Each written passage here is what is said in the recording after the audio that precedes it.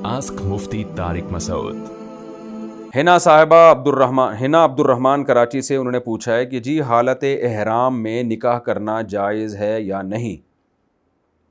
دیکھیں احرام کی حالت میں زوجہ سے ہم بستری تو بالکل ناجائز ہے، حرام ہے، اس سے دم بھی واجب ہوتا ہے. لیکن یہ کہ نکاح کرنا جائز ہے یا نہیں، تو اس بارے میں احادیث دونوں طرف ہیں، دونوں طرح کی احادیث ہیں. بعض احادیث سے پتہ چلتا ہے کہ نبی صلی اللہ علیہ وسلم نے نکاح کیا تھا تو حالت احرام میں تھے، بعض میں ہے کہ نہیں احرام میں نہیں تھے. احناف کے ہاں جو ترجیح ہے وہ اس کو ہے کہ احرام کی حالت میں نکاح کرنا جائز ہے.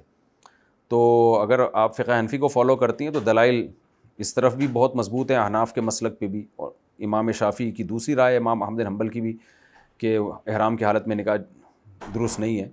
تو کوئی احتیاط پہ عمل کرے تو اچھی بات ہے، اور اگر کوئی فقہ حنفی کو فالو کر رہا ہے تو حالت احرام میں نکاح کر لے تو کوئی حرج نہیں ہے. لیکن ضرورت کیا ہے، تھوڑا ڈیلے کر لیں.